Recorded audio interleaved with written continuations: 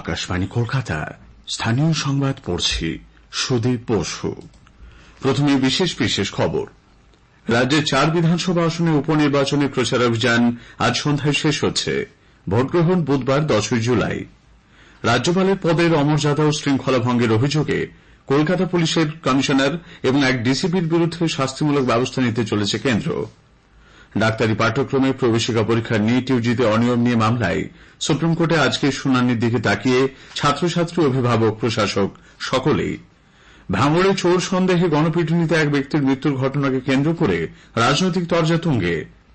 DVC এ রাজ্যে সৌর বিদ্যুৎ প্রকল্পে ৬,০০০ কোটি টাকা বিনিয়োগ করবে।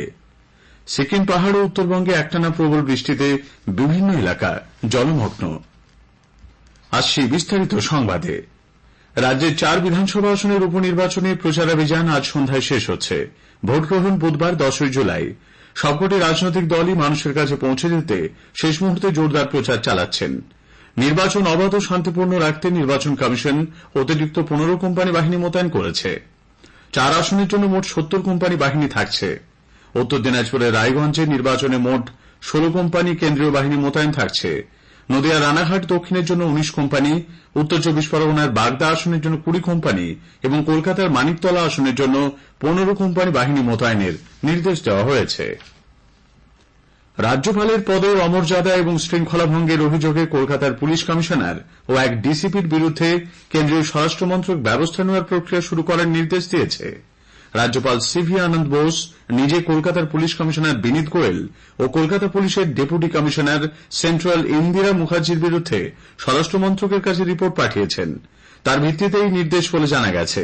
রাজ্যপাল তাঁর রিপোর্টে জানিয়েছেন, ওই 2 পুলিশ কর্তা এমনভাবে কাজ করছেন যা সম্পূর্ণরূপে একজন সরকারি কর্মচারীর কাছে অভিপ্রেত নয়। গত মাসে কেন্দ্রীয় স্বরাষ্ট্রমন্ত্রীর কাছে রাজ্যপাল ওই রিপোর্ট পেশ করেন। সেখানে তিনি কলকাতা পুলিশের অফিসাররা গত 13 জুন কিভাবে ভোট পরবর্তী হিংসার শিকার ব্যক্তিদের রাজ্যপালের অনুমতি সত্ত্বেও তাঁর সঙ্গে দেখা করতে বাধা দিয়েছিলেন সে কথা তুলে ধরেছেন। গত 4 জুলাই সেই নির্দেশের প্রতিলিপি রাজ্য সরকারের কাছেও পাঠানো হয়েছে। যদিও বিনীত গোয়েল এবং ইন্দ্রাণী মুখোপাধ্যায় বলেছেন এই ধরনের কোন পদক্ষেপের কথা তাদের জানা নেই। সুপ্রিম কোর্টে আজ ডাক্তারিতে ভর্তির নিট ইউজি পরীক্ষা নিয়ে একগুচ্ছ আবেদনের শুনানি হবে। নতুন করে যারা পরীক্ষা দিতে চান তাদের আবেদনও শোনা হবে। সর্বোচ্চ আদালতের ওয়েবসাইটে দেওয়া মামলার তালিকা থেকে জানা গেছে যে প্রধান বিচারপতি ডিওয়াই চন্দ্রচূড়, বিচারপতি জেবি পারদিওয়ালা এবং বিচারপতি মনোজ মিশ্রের ডিভিশন বেঞ্চে মোট 26টি আবেদনের শুনানি হওয়ার কথা। ছাত্রছাত্রীদের একাংশ এই পরীক্ষায় কথিত অনিয়ম বিষয়ে পৃথক ও নিরপেক্ষ তদন্ত চেয়ে আদালতের কাছে আবেদন জানিয়েছেন। কেন্দ্রীয় সরকার ইতোমধ্যেই সুপ্রিম কোর্টে এই বিষয়ে নিজেদের অবস্থান জানিয়ে হলফনামা জমা দিয়েছে।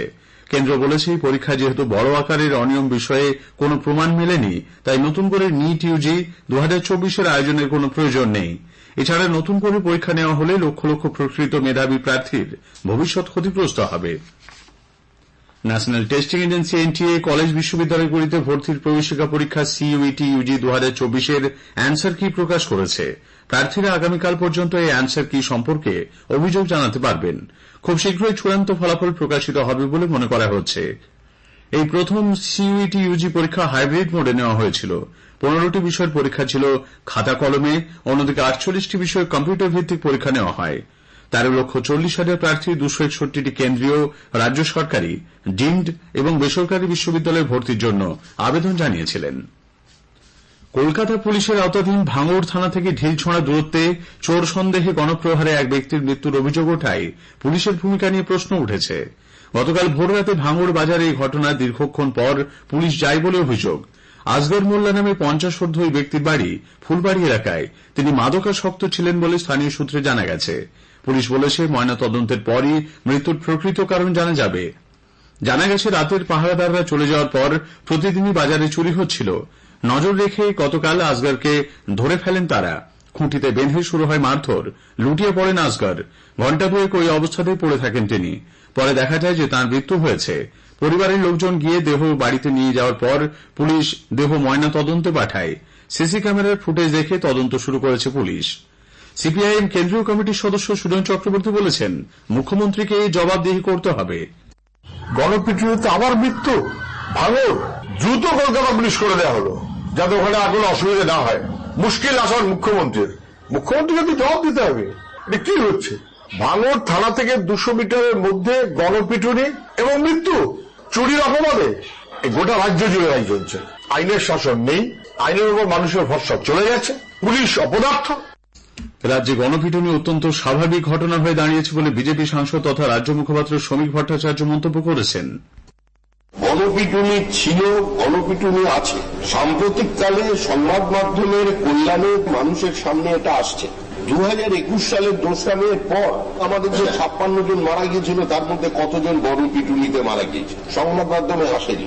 আজকে যদি 2021-এর পর পশ্চিমবঙ্গের তথাকথিত প্রগতিশীল প্রতিবাদীরা বা অন্য রাজনৈতিক দলেরা এই দাবিটা মানুষের কাছে রাখতেন যে কোনো রাজনৈতিক দল করলেই তার বিরোধিতা করা যায়, তার বিরুদ্ধে সমস্ত রকমের কুৎসা অপপ্রচার করা যায় কিন্তু খুন করা যায় না, তাহলে আজকে এই দিন দেখতে হতো না। রাজ্যের আইন শৃঙ্খলা পরিস্থিতি অন্যান্য রাজ্যের তুলনায় ভালো বলে উল্লেখ করেছেন তৃণমূল কংগ্রেস মুখপাত্র শান্তনু সেন। বিজেপি শাসিত রাজ্যে তথ্য লোপাটের জন্য এনকাউন্টার হয়, বিজেপি শাসিত রাজ্যে সবথেকে বেশি কাস্টডি ডেথ হয়।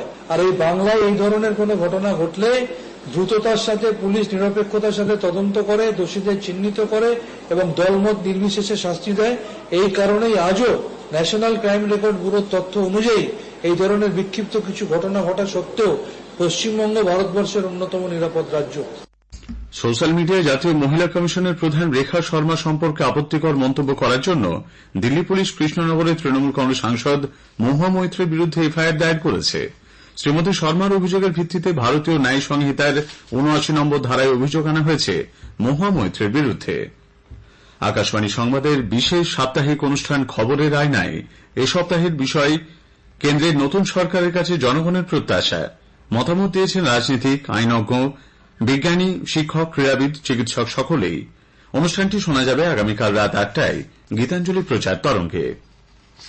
স্থানীয় সংবাদ শুনছেন আকাশবাণী কলকাতা কেন্দ্র থেকে। ডিভিসি প্রায় ৪,০০০ মেগাওয়াট সৌরবিদ্যুৎ উৎপাদনের প্রকল্প হাতে নিয়েছে। 2030 সালের মধ্যে এই প্রকল্প রূপায়ণের কাজ শেষ করার লক্ষ্যমাত্রা নেওয়া হয়েছে বলে সংস্থার চেয়ারম্যান এস সুরেশ কুমার আকাশবাণীকে জানিয়েছেন। তিনি বলেন, এর জন্য 20,000 কোটি টাকা লগ্নি করা হবে। এর মধ্যে পশ্চিমবঙ্গে সৌরবিদ্যুৎ প্রকল্প গড়ে তুলতে খরচ হবে 6,000 কোটি টাকা। তিনি আরও জানান, রাজ্যে মাইথন ও পাঞ্চেত জলাধারে ভাসমান সৌরবিদ্যুৎ প্রকল্প গড়ার কাজ করবে ডিভিসি। এছাড়া একটি 250 মেগাওয়াট ক্ষমতা সম্পন্ন ব্যাটারি স্টোরেজ কেন্দ্র তৈরির পরিকল্পনা নেওয়া হয়েছে। সরকারি জমি বেদখল হওয়া রুখতে সেখানে দ্রুত সাইনবোর্ড লাগানোর নির্দেশ দিয়েছে রাজ্য সরকার। এ বিষয়ে জেলা স্তরে জেলা শাসক এবং ব্লক স্তরে ব্লকের ভূমি ও ভূমি রাজস্ব দপ্তরের আধিকারিক বিএলআরওদের দেখভাল করার নির্দেশ দেওয়া হয়েছে। পাশাপাশি জমি থেকে রাজস্ব আয় বৃদ্ধির লক্ষ্যে জমি লিজ সংক্রান্ত আবেদনগুলি দ্রুত নিষ্পত্তি করার কথাও বলা হয়েছে। মোবাইলের রিচার্জ সহ নিত্য প্রয়োজনীয় সামগ্রীর মূল্য বৃদ্ধি, নিট ও নেট পরীক্ষায় দুর্নীতি, হকার পুনর্বাসন সহ একাধিক ইস্যুতে এসইউসিআই কমিউনিস্ট গতকাল হাওড়া ময়দানে এক মিছিল বের করে। বঙ্গবাসী জিটি রোড ধরে মল্লিক ফটক পর্যন্ত যায় মিছিলটি। বীরভূমের তারাপীঠ থেকে ফেরার পথে পথ দুর্ঘটনায় দুজনের মৃত্যু হয়েছে, আহত 3। জানা গেছে, বেহালার বাসিন্দা দুটি পরিবার 4 চাকা গাড়িতে তারাপীঠ থেকে ফেরার সময় হুগলির গুড়াপের কাছে বসিপুর এলাকায় একটি লরিতে ধাক্কা দেয়। ঘটনাস্থলে মৃত্যু হয় বছর 65 ইরা মান্না এবং 51 বছরের সুমিত কুমার জানার। আহত অবস্থায় বাকি 3 জন বর্ধমান মেডিকেল কলেজ হাসপাতালে চিকিৎসাধীন। তাদের অবস্থা আশঙ্কাজনক বলে জানা গেছে। মুর্শিদাবাদের ডোমকলের গোবিন্দপুর এলাকায় বিদ্যুৎ স্পৃষ্ট হয়ে গতকাল এক ব্যক্তির মৃত্যু হয়েছে। আলী হোসেন নামে ওই ব্যক্তি ট্রাকে চাপিয়ে তিলের বস্তা নিয়ে যাওয়ার সময় অসাবধানতাবশত বিদ্যুৎবাহী তারের সংস্পর্শে আসেন। সিকিমে লাগাতার বৃষ্টিতে জল বেড়েছে তিস্তায়। কালিম্পং জেলার তিস্তা পাড়ের বেশ কয়েকটি এলাকা নদীর জলে ভেসে গেছে। তিস্তা বাজার থেকে মেল্লি হয়ে দার্জিলিং যাওয়ার রাস্তার উপর দিয়ে জল বইতে শুরু করে। সেলফি দ্বারা রংভি এলাকায় নদীর স্রোতে ক্ষতিগ্রস্ত হয়েছে 10 নম্বর জাতীয় সড়ক। করলা নদীর জলে প্লাবিত জলপাইগুড়ি শহরের বেশিরভাগ এলাকা জলবন্দী হয়ে পড়েছেন বহু মানুষ। এদিকে অনির্দিষ্টকালের জন্য বন্ধ করে দেওয়া হয়েছে শিলিগুড়ি থেকে দার্জিলিংগামী 110 নম্বর জাতীয় সড়ক। পূর্ত দপ্তরের এক্সিকিউটিভ ইঞ্জিনিয়ার তিনধারিয়া, গয়াবাড়ি, মহাননী এলাকায় জাতীয় সড়কের অবস্থা খতিয়ে দেখার পর জেলা শাসক এই মর্মে নোটিশ জারি করেছেন। আগামী বৃহস্পতিবার পর্যন্ত দার্জিলিং, জলপাইগুড়ি, কালিম্পং, আলিপুরদুয়ার ও কোচবিহার জেলায় ভারী বৃষ্টির পূর্বাভাস দিয়েছে আবহাওয়া দপ্তর। শেষ করার আগে স্থানীয় সংবাদের বিশেষ কিছু অংশ আরও একবার। রাজ্যের 4 বিধানসভা আসনে উপনির্বাচনের প্রচারাভিযান আজ সন্ধ্যায় শেষ হচ্ছে। ভোটগ্রহণ বুধবার 10 জুলাই। ভাঙড়ে চোর সন্দেহে গণপিটুনিতে এক ব্যক্তির মৃত্যুর ঘটনাকে কেন্দ্র করে রাজনৈতিক তরজা তুঙ্গে। স্থানীয় সংবাদ শেষ হল।